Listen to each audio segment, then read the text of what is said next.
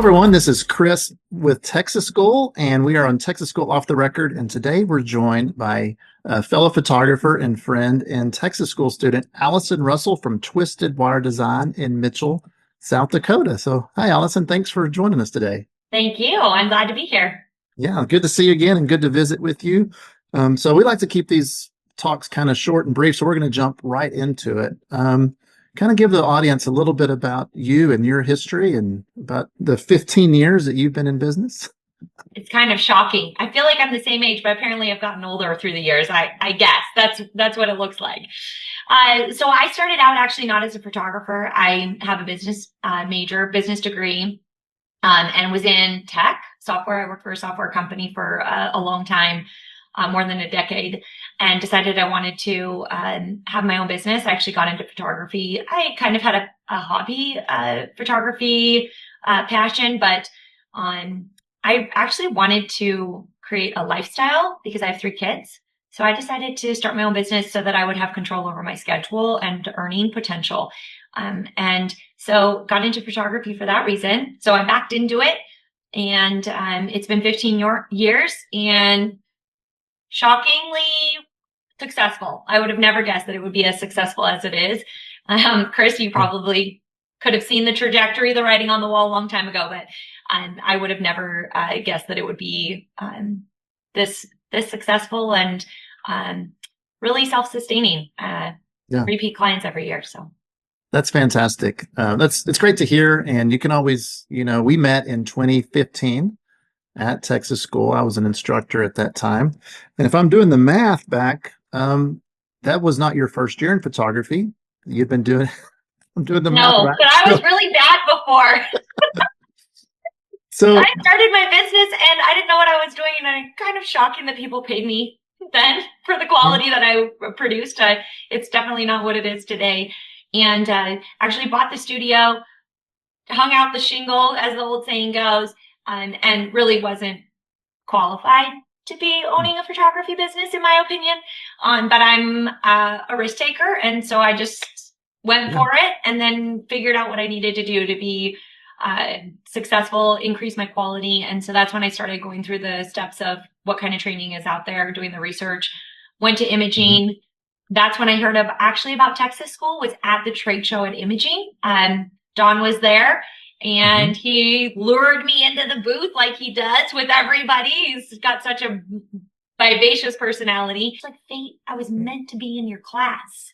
Yes. Fantastic. Amazing. Well, it's been fun. I've got to get to know you over the years and see that trajectory. But you just mentioned 2 events that are in person: Imaging USA, which is PPA, Professional Photographers of America. It's their signature event, usually held right after the first of the year, and then Texas School, which is another in-person event.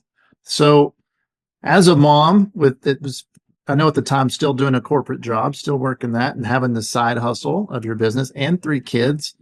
What made you choose, I want to go there instead of just doing YouTube? Or I agree. Great question. Well, I know this about myself, that doing in-person training is a lot more effective. My absorption rate is much better in person. That's maybe just my personal learning style. And the ability to connect and create relationships with other people in the industry is huge. So then you have a support system. When you're doing online training, you don't get that same kind of connection, or at least I haven't. So I prefer in-person training. The other thing that is hard for me, because I have a busy household. At the time I was working full-time and had the photography studio.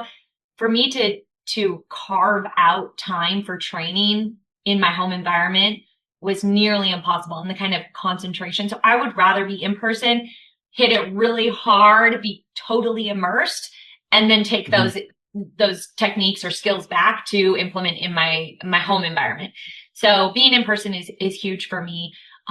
Texas School was very different for me in trainings that I've done in the past, because it's so intensive for a long period of time. I mean, 5 days is a long training in industry trainings, even in other industries. And it's with a small group. You get a lot of dedicated time with the instructor. So for me, it was incredibly helpful and really instead of having this like nice curve for learning and improvement in my business, it was very steep. So I was able to ramp my business up for the first 3 or 4 years after I went to Texas school. I was doubling my revenue every year. And that's what I needed to do because I wanted to go full time. So I had a very big goal in mind. And so Texas school helped me ramp up very fast to achieve that goal. Yeah. I've also, well, obviously you have to. Oh, go ahead. Please do. No, please finish your thought. I was just going to jump in. So as I continue through my training, I've gone to Texas school 4 or 5 times. I had some incredible instructors, you and Deanna, Greg and Lisa Daniel, Elizabeth Trey Holman. I'm super excited. I'm attending Texas school this year with the mastermind class because my business is really established now, multi-6-figure repeatedly through the year. So I'm ready for like, how do we tweak and evolve when we're an established business? So I'm in a different spot in my business than I was when I first started going to Texas school. I'm very excited that you've offered a class for those of us that are in that spot in our business and not in that beginning stage. But something I did 2 years ago, which it was also very helpful, was I was part of the Goldman Sachs 10,000 Small Businesses program. It's a national program. It's like a street MBA, I would call it, very intensive. But I was starting to look for, how do I ramp up my business? How do I think about exit strategy, business model? And the Goldman Sachs program was perfect for that because it is for established businesses. But I was able to network and communicate, or be in small groups with people that are in all different industries. So that's been incredible too. And approach my business from a holistic perspective instead of really hyper focused on photography itself. So I started looking broader as well as I became more established in the business. Yeah.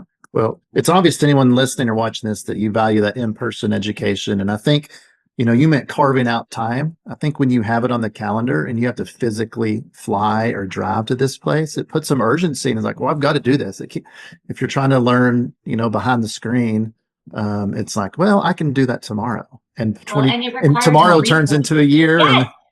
Yes. And it also requires, when you dedicate financial resources towards a training, you feel much more motivated to make it work. Yes. If it's a $99 online class, I mean, in the grand scheme of trainings, that might feel like a very small financial input. So then you don't place as much priority on it, even if it is a fantastic training. So I better make it work because I've taken time out of my family and financial and all of that. So let's go. Yes. Well, obviously you have to do the work and be motivated. You can't just go to a thing and just go home and sit. You got to apply the things you learn and do that. And obviously people can tell that's you, that's your personality, and you have that drive. But it's fun to hear that Texas school was kind of the catalyst of that. Absolutely. And the other thing that when I went to Texas school and met with other photographers that are really killing it in the business, it's so amazing. That's when I also heard about print competition. And so that's been a way that I've really been able to push my technical skills while also learning the business side of it, because both are so important. But that's been a really great push for me because I didn't start out as a photographer. Maybe a lot of people have art backgrounds, and I didn't have that. So I had to work hard on that side of the business more than the business model part, just because I had more background in that side of having the studio. Yeah. But your journey is really fascinating to me. And I bet it mimics some other people that have gone through it or that are wanting to go through it. Is you came in really just needing to learn the craft, right? You mentioned, man, I just kind of winged it, put a sign on the door and took photos, and you look back in these images and you can see the mistakes you might have made, and I'm sure your clients still adore them. And then you grew in your craft, and then you started like expanding product offerings when you mentioned like the Daniels or Homan and the Goldman Sachs program, which thanks to you, I was accepted into that a few years later and got to do that. So thank you for that recommendation. I've taught, that's probably one of the highlights of my life, was being a part of the Goldman Sachs training. But back to you, and then we're coming to Texas school and you're still growing, and now you're looking for business focused things. So, you think if you were going to talk to, like, if you could play matchmaker for another photographer, is that the trajectory that you think's a good, Oof. I mean, that's a big question. But I think when you are deciding what kind of training you go to, and even if you're going to Texas school, choosing an instructor that fits what you need can be really challenging because there are so many great classes. You might have 6 classes that really fit some of the slots that you're looking to improve upon in your business. And for me, I really analyzed, what do I need in my business to take it to that next level? Because that evolves too. That's not the same every year. And it might be different even in 6 months, potentially based on what your skill development is. And so I would say sometimes we look at classes and we think they might be fun. And there's a space for that on when you take a class that just interests you. But for me, I'm very business focused because I wanted my business to support itself and to support my family and retirement and health insurance and all of the things that a business should do, not just a hobby. It's not just a passion. It actually needs to be self-sustaining. And so I looked at my business and said, okay, what do I need to do to change? For me, it was, how do I get my pricing to a spot that's sustainable, and to take over what I'm earning through my corporate position? And then what does that look like long term? How do I get my pricing to a spot that's correct? How can I set up my business so that I can ask for the pricing that I need? And so for me, because I didn't have the art degree, I needed to improve on my quality. So that was the first thing I identified that was the biggest weakness in my business, and to feel more confident to charge more. So that's where I decided you and Deanna were the right choice, because that was a lighting focused class. And that was really important for me to understand. I bought lights, Cris. Did I know how to use them? No, I did not, especially not with mixed lighting situations. So that was my first focus. And then that was huge uptick for me on my craft. But then Greg and Lisa Daniel were my next class, and they're business focused. Like I learned photography too from them, but they were so business focused. It was just like these giant steps up in my business. And then after that, I was like, okay, now I can take some smaller steps. So I'm like, how do I tweak my business? And then I went back to different instructors to continue that path upward. Well, I think that's not a unique story, that when you first get in, you can grow really fast, but I want to be, and so you grew fast in your craft, and then you started growing in your business, you're making those leaps, and then you realize it's all the small little tweaks, you can spend the rest of your career gaining the last 15% of what you want to or know. The last 15% never stops. Correct. Yes. You are never going to hit the 100. I mean, until you sell your business, I suppose. So, that's something that I'm at the point now in my business that I'm thinking, how am I setting up my business in a way that one day I can find somebody to buy the business? Because financials, they look great, but it doesn't matter if you can't find somebody that wants to take over the business or pass it on to a child, or, have a generational family business. But I mean, I'd be game for selling my business. So now it's been interesting to go through that evolution of, how am I setting it up so that it's repeatable and processes that can be taken over by somebody else? And it's me, but it's also, how can someone else be me down the road? Yeah. Well, there's only one Allison Russell, but someone can take what you've learned. But, as we kind of start going and closing this down, I want to be realistic. I feel like it's part of this feels almost like an infomercial or some type of thing you might see. And at the bottom, it says results not typical, right? But I think the results are typical, right? Like not everyone that's going to come to Texas school is going to replace a corporate career, right? I understand that. Some of them do come, it is their hobby, and they want to learn and just have fun and learn a new technique because it is their hobby. And that's why we have travel classes and just Photoshop classes and stuff like that. But if we want to be realistic and pragmatic, tell some of the people, like, because I remember this vividly. You talking to Deanna, it was 2015. It was our first year to be instructors at Texas school. And you said, I want to leave my corporate job. And Deanna goes, well, how much money do you make at this job? And you told her, and she's like, well, you're going to have to do some work. Because it wasn't like you were making $5,000 a year. I mean, you had a really nice job that probably had pensions and 401ks and all these things that the corporate job can benefit somebody. So you're wanting to replace that. So let's be realistic and kind of tell the listeners, here we are, 11 years past that? I mean, what was that journey like for you, trying to replace that income and the hustle you had to put? And I I was looking, and I want you, before you answer that, I was looking through some of my notes before we got on, and it was from a Goldman Sachs. Michael Phelps said, don't compare your hustle to someone else's highlight reel. And so some people they're just seeing your highlight reel. Tell them about the hustle that's behind it to be realistic to those that are doing this. Isn't that the truth? Because the hustle is not what you see on Instagram.